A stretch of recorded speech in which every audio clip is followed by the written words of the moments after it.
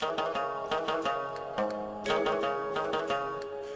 आमदीद बच्चों, एक बार फिर से वहाब सर की उर्दू ऑनलाइन क्लास में आप सबों का खैर मकदम है। तो बच्चों, इससे पहले के वीडियो में 5वीं जमात की दरसी किताब इब्तिदाई उर्दू का सबक 5, जिसका उन्वान है लड़का लड़की एक समान, हम लोग पढ़ चुके हैं।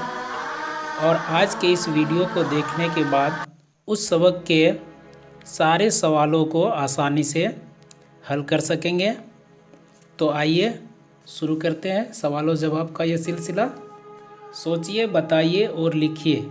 सवाल नंबर 1, यह बात माँ ने क्यों कही कि लड़कों का हिस्सा लड़कियों से ज़्यादा होता है? और इसका जवाब होगा क्योंकि माँ को लगता है कि लड़के ज़्यादा मेहनत करते हैं। 2 नंबर में है, अब्बा के ख्याल से लड़के और लड़की दोनों में फ़र्क क्यों नहीं होना चाहिए? इसका जवाब होगा क्योंकि दोनों बढ़ती उम्र के बच्चे हैं। और 3 नंबर का सवाल है, मुन्नी क्यों डर गई थी? इसका जवाब होगा क्योंकि माँ ने मुन्नी को डांटकर अंडे का आधा टुकड़ा उससे वापस ले ली थी। अगला सवाल की ओर चलते हैं। चूल्हा जलाते वक्त गुड्डू के साथ क्या हुआ? इस सवाल का जवाब होगा सारा धुआं उसकी आँखों और नाक में घुस रहा था। चलिए, ये भी मुकम्मल हुआ। 5 नंबर का सवाल है, माँ को गुड्डू पर तरस क्यों आ रहा था? जवाब होगा माँ ने गुड्डू को दिन भर काम करते देखा था। चलिए, ये भी हो गया। और सबसे आखिर के सवाल है 6 नंबर में, आखिर में सबकी समझ में क्या बात आई? और इसका जवाब होगा यह कि खाने में दोनों को बराबर का हिस्सा मिलना चाहिए। अगला सवाल देखते हैं, किसने क्या कहा? उनमें से हर एक का कोई एक जुमला लिखिए। तो यहाँ पर देखेंगे, सबसे पहला तस्वीर है अम्मी का। तो अम्मी ने क्या कहा, इस सबक से खोजकर एक जुमला लिखें। चलिए लिखते हैं। अम्मी ने कहा कि बेटी, क्या तुम नहीं जानती कि लड़कों का हिस्सा लड़कियों से ज़्यादा होता है? उसके बाद कौन है? मुन्नी। ठीक है, मुन्नी ने क्या कहा? कोई एक जुमला लिखिए। तो लिखते हैं, गुड्डू को उठा दो, उसे चूल्हा जलाना है। और इसके आगे अब्बा की तस्वीर है। तो उसने क्या कहा? मुन्नी और गुड्डू दोनों बढ़ती उम्र के बच्चे हैं। और उसके बाद गुड्डू ने क्या कहा? मुन्नी का काम भी तो मुझसे आसान है। और सबसे आखिर में मिट्ठू की तस्वीर दी गई है। तो उसने कहा, टें टें, लड़का लड़की एक समान। तो चलिए, ये भी हम लोग मुकम्मल कर लिए। अगला सवाल है, उनके काम क्या क्या थे? 2-2 जुमलों में लिखिए। तस्वीर को देखिए, ये किन की तस्वीर है? मुन्नी की। तो मुन्नी के क्या क्या काम थे यहाँ पर लिखिए। तो चलिए लिखते हैं, चूल्हा जलाना, झाड़ू लगाना, बर्तन साफ करना और मुर्गी के बच्चों को दाना डालना। अब यहाँ पर गुड्डू के काम लिखते हैं, पालतू गाय लाली को चराना और उसका ख्याल रखना। चलिए, ये भी हो गया। अगला सवाल की ओर चलते हैं। नीचे दी गई तस्वीरों को गौर से देखिए। चलिए, तस्वीर में क्या है? तो पहला तस्वीर में है लड़का लड़की, दूसरा में उस्ताद उस्तानी, और तीसरा में गिलास कुर्सी। ऊपर दी गई तस्वीरों से नर और मादा का पता चलता है। नर को मुज़क्कर और मादा को मुअन्नस कहते हैं। तो बच्चों, उर्दू में नर को मुज़क्कर और मादा को मुअन्नस कहते हैं। और बेजान चीज़ें भी मुज़क्कर और मुअन्नस बोली जाती हैं। तो दी गई तस्वीरों में लड़का मुज़क्कर है और लड़की मुअन्नस।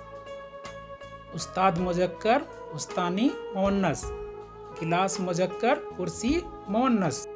और इसी तरह जैसे पंखा, गिलास, टमाटर मुज़क्कर हैं और घड़ी, सड़क, कुर्सी मुअन्नस हैं। तो इसी के मुताबिक इन लफ्ज़ों को पढ़िए और मुज़क्कर मुअन्नस की पहचान करके मिसाल के मुताबिक निशान बनाइए। यहाँ कुछ अल्फाज दिए गए हैं। सबसे पहले इसको पढ़ते हैं। पतंग, दिन, भूख, पेड़, मेहनत, वक्त, मिट्ठू, अंडा, बात, छुट्टी, बर्तन, बहन, धुआं। अब यहाँ से सबसे पहले हम लोग मुज़क्कर अल्फाज को अलग करते हैं। दिए गए लफ्ज़ों में दिन, पेड़, मेहनत, वक्त, मिट्ठू, अंडा और धुआं ये सारे मुज़क्कर अल्फाज हैं और पतंग, भूख, बात, छुट्टी, बर्तन और बहन ये मुअन्नस अल्फाज हैं। तो चलिए ये भी हो गया। अगला सवाल की ओर चलते हैं। इन लफ्ज़ों से जुमले बनाइए और खाली जगहों में लिखिए। तो कौन कौन से अल्फाज हैं? शिकायत, पतंग, मेहनत, वादा, हिस्सा। तो चलिए एक एक जुमला बनाते हैं। शिकायत, मुन्नी ने माँ से शिकायत की। पतंग, मुन्नी ने थोड़ी देर पतंग उड़ाई। मेहनत, मुन्नी बहुत मेहनत करती है। वादा, गुड्डू ने वादा किया कि अब वह मुन्नी की मदद करेगा। हिस्सा, दोनों को बराबर का हिस्सा मिलना चाहिए। चलिए ये भी हो गया। अगला सवाल है, इन लफ्ज़ों के वाहिद लिखिए। तो सबसे पहले ये समझने की कोशिश करेंगे कि ये वाहिद और जमा है क्या। तो तादाद के लिहाज से इस्म की दो अक़साम हैं, वाहिद और जमा। वाहिद वह इस्म है जो सिर्फ इकाई को ज़ाहिर करे, जैसे बच्चा, लड़की, लड़का, कुर्सी, मुर्गी वगैरह। और जमा वह इस्म है जो एक से ज़्यादा तादाद को ज़ाहिर करे, मसलन बच्चे, लड़कियां, लड़के, किताबें, कुर्सियां, मुर्गियां वगैरह। यहाँ पर कुछ जमा अल्फाज लिखे गए हैं। आपको उन लिखे हुए लफ्ज़ों के वाहिद लफ्ज़ लिखने हैं। तो कौन कौन से अल्फाज हैं? औकात, शिकायत, ख़यालात, आदात, एहसासात, मुश्किलात, वाक़यात। अब हम लोग दिए गए लफ्ज़ों का वाहिद अल्फाज लिखेंगे। तो औकात का वाहिद वक्त, शिकायत का शिकायत, ख़यालात का ख़याल, आदात का आदत, एहसासात का एहसास, मुश्किलात का मुश्किल, वाक़यात का वाक़या। चलिए ये भी मुकम्मल हुआ। आगे है, इन जुमलों को खुशखत लिखिए। यहाँ जो दिए गए जुमले हैं इसको हूबहू उसी जुमले को बेहतरीन लिखावट के साथ लिखने हैं और मुझे उम्मीद है कि आप लोग इसे आसानी से कर लेंगे। अगला सवाल की ओर चलते हैं। अमली काम में दिया गया सवाल है, इस कहानी का दूसरा अनुमान क्या हो सकता है? जवाब होगा, इस कहानी का दूसरा अनुमान क्या हो सकता है? जैसे आम का बंटवारा, तो ये एक अनुमान हो सकता है। इसके बाद आगे अमली काम है, इस कहानी में पालतू जानवर और परिंदों के नाम आए हैं, उनकी तस्वीरें बनाकर उन पर दो दो जुमले लिखिए। तो यहाँ पर आप लोग एक गाय की तस्वीर बनाएंगे और उस पर दो जुमले लिखेंगे नीचे। तो चलिए लिखते हैं, जैसे कि गाय एक पालतू जानवर है, वह हमें दूध देती है। चलिए हो गया। आगे तोता की तस्वीर बनाएंगे और यहाँ लिखेंगे, तोता एक खूबसूरत परिंदा है, उसको हम लोग शौक से पालते हैं।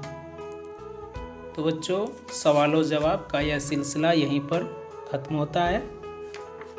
अगला वीडियो में हम एक नया सबक लेके आएंगे। तब तक के लिए खुदा हाफिज।